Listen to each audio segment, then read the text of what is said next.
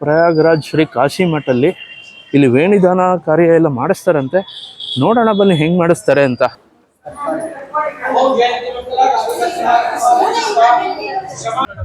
ಕೇಳಿಸ್ಕೊಂಡ್ರೆ ಭಯ ಆಗ್ತಿದೆ. ಈ ಇದರಲ್ಲಿ ಹೆಂಗಪ್ಪ ಮುಳುಗೋದು ಅಂತ ಯೋಚನೆ ಮಾಡ್ತಾ ಇದ್ದೀನಿ. ಈಜ್ ಬೇರೆ ಬರಲ್ಲ, ದೇವರೇ ಕಾಪಾಡ್ಬೇಕು. ನಮಸ್ಕಾರ. ನಾವು ಬಂದಿದ್ದೀವಿ ಇವತ್ತು ಪ್ರಯಾಗರಾಜಕ್ಕೆ. ಮುಂಚೆ ಇದನ್ನ ಅಲಹಾಬಾದ್ ಅಂತ ಕರಿತಾ ಇದ್ರು. ಇವಾಗ ಈಗಿನ ಮುಖ್ಯಮಂತ್ರಿಗಳಾದಂಥ ಯೋಗಿ ಆದಿತ್ಯನಾಥ್ ಅವರು ಅದನ್ನ ಪ್ರಯಾಗರಾಜ್ ಅಂತ ಮತ್ತೆ ರೀನೇಮ್ ಮಾಡಿದ್ದಾರೆ. ಫಸ್ಟ್ ಇದಕ್ಕೆ ಹೆಸರಿದ್ದಿದ್ದೆ ಪ್ರಯಾಗರಾಜ್ ಅಂತ. ಆಮೇಲೆ ಇಲ್ಲಿನ ಮೊಘಲ್ ರಾಜನಾಗಿದ್ದ ಅಕ್ಬರ್ ಇದನ್ನ ಅಲಹಾಬಾದ್ ಅಂತ ರೀನೇಮ್ ಮಾಡಿದ್ರು. ಮತ್ತೆ ಇವಾಗ ಅಲಹಾಬಾದ್ನ ತೆಗೆದು ಯೋಗಿ ಆದಿತ್ಯನಾಥ್ ಅವರು ಮತ್ತೆ ಪ್ರಯಾಗರಾಜ್ ಅಂತಾನೆ ಮಾಡಿದ್ದಾರೆ. ಪ್ರಯಾಗರಾಜ್ ಅಂತಂದ್ರೆ ಯಾಗ, ಮೊದಲನೇ ಯಾಗ ಅಂತ ಹೇಳಿ. ವಿಶೇಷ ಏನು ಅಂದ್ರೆ ಈ ಸ್ಥಳದ್ದು ಬ್ರಹ್ಮದೇವರು ಭೂಮಿನ ಸೃಷ್ಟಿ ಮಾಡುವಾಗ ಮೊದಲನೇ ಯಾಗ ಮಾಡಿದ್ದು ಇಲ್ಲೇ ಅಂತೆ. ಹಾಗಾಗಿ ಯಾಗ ಅಂತ ಹೆಸರು ಬಂದಿತ್ತು. ಸೊ ಅದೊಂದು ವಿಶೇಷತೆ. ಆದ್ರೆ ಇನ್ನೊಂದು ವಿಶೇಷತೆ ಏನು ಅಂತಂದ್ರೆ ಇಲ್ಲಿರೋ ತ್ರಿವೇಣಿ ಸಂಗಮ. ತ್ರಿವೇಣಿ ಸಂಗಮ ಯಾವ್ದಂದ್ರೆ ನದಿ, ಗಂಗೆ, ಯಮುನೆ ಮತ್ತು ಸರಸ್ವತಿ. ನಮ್ಗೆ ಮೇಲ್ಗಡೆ ಕಾಣಿಸೋದು ಗಂಗೆ ಮತ್ತೆ ಯಮುನೆ ಮಾತ್ರ. ಸರಸ್ವತಿ ಗುಪ್ತಗಾಮಿನಿ ಅಂತ ಹೇಳ್ತಾರೆ ಇಲ್ಲಿ. ಅಂದ್ರೆ ಎರಡು ನದಿಗಳು ಎಲ್ಲಿ ಸೇರುತ್ತೋ ಅಲ್ಲಿ ಕೆಳಗಡೆ ಹರ್ಕೊಂಡು ಹೋಗ್ತಾ ಇದ್ದಾಳೆ ಸರಸ್ವತಿ ಅಂತ ಹೇಳ್ತಾರೆ. ಮತ್ತೆ ಇನ್ನೊಂದು ವಿಶೇಷ ಏನು ಅಂತಂದ್ರೆ ಇಲ್ಲಿಗೆ ಬರೋರು ದಂಪತಿಗಳು ಬಂದ್ರೆ ಅವರು ವೇಣಿದಾನ ಅಂತ ಮಾಡ್ತಾರೆ. ಮತ್ತೆ ಅವರು ತಂದೆ ತಾತಂದರು ಪಿತೃ ಕಾರ್ಯಗಳು ಮಾಡ್ತಾರೆ. ವೇಣಿದಾನ ಅಂತಂದ್ರೆ ಗಂಡ ಹೆಂಡತಿ ಕೂಡಿಸ್ಕೊಂಡು ಪೂಜೆ ಮಾಡಿ ಗಂಡ ಹೆಂಡತಿಯ ತುದಿಯ ಕೂದಲನ್ನ ಕತ್ತರಿಸಿ ಅದನ್ನ ಆ ತ್ರಿವೇಣಿ ಸಂಗಮದಲ್ಲಿ ಮುಳುಗಿಸ್ತಾರೆ. ವಿಶೇಷತೆ ಏನು ಅಂತಂದ್ರೆ ಎಲ್ಲೇ ನದಿಲಾಗ್ಲಿ ನೀರಲ್ಲಾಗ್ಲಿ ಕೂದಲನ್ನ ಬಿಟ್ರೆ ಅದು ತೇಲುತ್ತೆ. ಇಲ್ಲಿನ ವಿಶೇಷತೆ ಏನು ಅಂತಂದ್ರೆ ಆ ಕೂದಲು ಮುಳುಗುತ್ತಂತೆ. ಸೊ ನೋಡೋಣ ಬನ್ನಿ ಆ ವೇಣಿದಾನ ಹೆಂಗ್ ಮಾಡ್ತಾರೆ, ಅದನ್ನ ಹೆಂಗ್ ಮುಳುಗಿಸ್ತಾರೆ ನೀರಲ್ಲಿ ಎಲ್ಲ ಇವತ್ತು ನೋಡೋಣ. ನಾವಿದ್ದೀವಿ ಇಲ್ಲಿ ಪ್ರಯಾಗರಾಜ್ ಶ್ರೀ ಕಾಶಿ ಮಠಲ್ಲಿ. ಇಲ್ಲಿ ವೇಣಿದಾನ ಕಾರ್ಯ ಎಲ್ಲ ಮಾಡಿಸ್ತಾರಂತೆ. ನೋಡೋಣ ಬನ್ನಿ ಹೆಂಗ್ ಮಾಡಿಸ್ತಾರೆ ಅಂತ.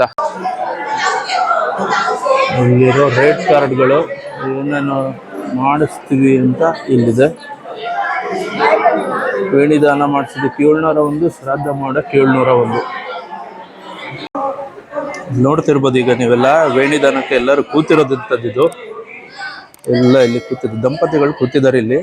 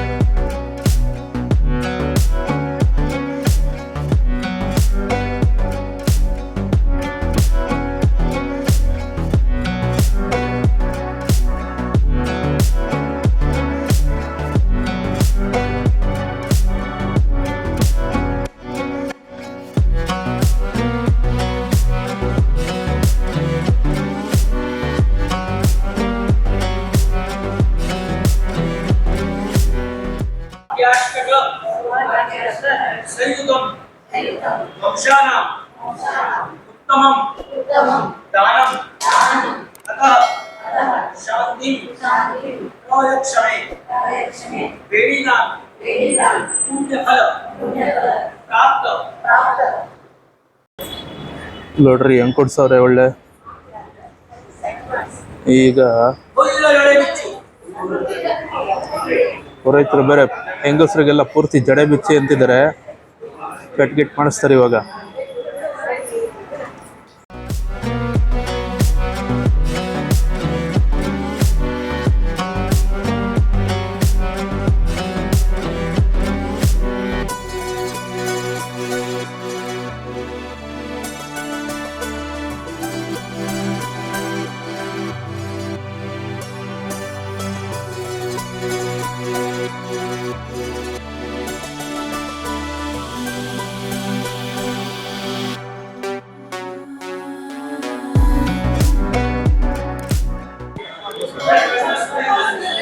ಎಲ್ಲ 3 ರೇಂಜ್ ಕಟ್ ಮಾಡಿ ಅಂತ ಹೇಳಿದ್ರೆ ಒಬ್ಬೊಬ್ರು ಒಂದೊಂದು ಸೈಜಲ್ಲಿ ಕಟ್ ಮಾಡ್ತಿದ್ದಾರೆ.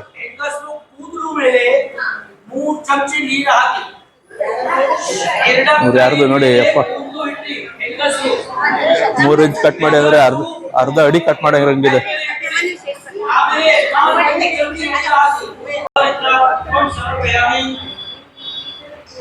ಕಟ್ ಮಾಡೋರ ಕೂದ್ಲಿಗೂ ಪೂಜೆ ಮಾಡ್ತಾರಲ್ಲ ಗುರು.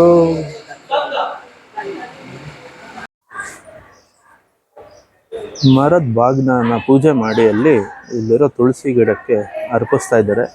ಇದಾದ್ಮೇಲೆ ಗಂಡಸರುಗಳೆಲ್ಲರೂ ಅವರ ಪಿತೃಗಳ ಕಾರ್ಯ ಮಾಡೋದಕ್ಕೆ ಹೋದ್ರು. ಪಿತೃ ಕಾರ್ಯ ಆದ್ಮೇಲೆ ಮಾಡಿದಂತ ಪಿಂಡ ಮತ್ತೆ ಕತ್ತರಿಸಿದ್ದ ಕೂದಲು ಎರಡನ್ನೂ ನಾವು ನದಿಲ್ ಬಿಡೋದಕ್ಕೆ ಅಂತ ಹೊರಟವು. ಗುರು ನದಿ ಕರ್ಕೊಂಡ್ ಬಂದಿದ್ದಾರೆ. ನದಿ ಹತ್ರ ಬಂದಿದೀವಿ ಮುಳುಗೋದಕ್ಕೆ ಅಂತ. ಯಮುನಾ ನದಿ ಫುಲ್ ಡೀಪ್ ಅಂತೆ, ಗಂಗಾ ನದಿ ಫುಲ್ ಫೋರ್ಸ್ ಅಂತೆ. ಎರಡು ಮೀಟ್ ಆಗೋ ಕಡೆ ಗಂಗಾ ನದಿ ಒಳಗಡೆ ಸರಸ್ವತಿ ನದಿ ಬರುತ್ತಂತೆ. ಕೇಳಿಸ್ಕೊಂಡ್ರೆ ಭಯ ಆಗ್ತಿದೆ. ಇದ್ರಲ್ಲಿ ಹೆಂಗಪ್ಪ ಮುಳುಗೋದು ಅಂತ ಯೋಚನೆ ಮಾಡ್ತಾ ಇದ್ದೀನಿ. ಈಜ್ ಬೇರೆ ಬರಲ್ಲ, ದೇವ್ರೇ ಕಾಪಾಡ್ಬೇಕು. ಇಂಥ ಬಿಸಿಲಲ್ಲೂ ಇಷ್ಟೊಂದು ನೀರಿದೆ ಅಂದ್ರೆ ಮಳೆಗಾಲದಲ್ಲಿ ಇನ್ ಹೆಂಗಿರುತ್ತೋ ಇಲ್ಲಿ.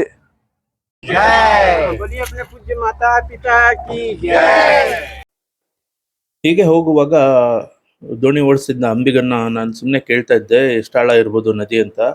ಸಮ್ಮರ್ ಅಲ್ವಾ, ಹಾಗಾಗಿ ಒಂದು 60ರಿಂದ 70 ಅಡಿ ಆಳ ಇರ್ಬೋದು ಅಂತ ಹೇಳ್ತಾ ಇದ್ರು. ಕೇಳಿದ ತಕ್ಷಣ ನಂಗೆ ಎದೆ ಜಲ್ ಅನ್ಬಿಡ್ತು ಒಂದ್ಸಲ. ಮಳೆ ಸೀಸನ್ ಆಯ್ತು ಅಂತಂದ್ರೆ ಅದ್ರ ಆಳ ಇನ್ನೂ ಜಾಸ್ತಿ ಆಗುತ್ತೆ. ಇಮ್ಯಾಜಿನ್ ಮಾಡ್ಕೊಳ್ಳಿ ಎಷ್ಟಾಗ್ಬೋದು ಅಂತ. ಇದು ಸಂಗಮ ಆಗುವಂತ ಜಾಗ ಇದು. ಇಲ್ಲಿ ಗಂಡಸರುಗಳು ಅವರು ಕಾರ್ಯ ಮಾಡಿದಂತ ಪಿಂಡಗಳು ಮತ್ತೆ ಅವರ ಹೆಂಡತಿಯರ ಕೂದಲು ಕತ್ತರಿಸಿದ್ರಲ್ಲ ಅದನ್ನ ಎರಡು ತಗೊಂಬಂದು ಇಲ್ಲಿ ವಿಸರ್ಜನೆ ಮಾಡಿ 3 ಸಲ ಮುಳುಗಿ ಮೇಲೆ ಎದ್ದೇಳ್ತಾ ಇದ್ರು.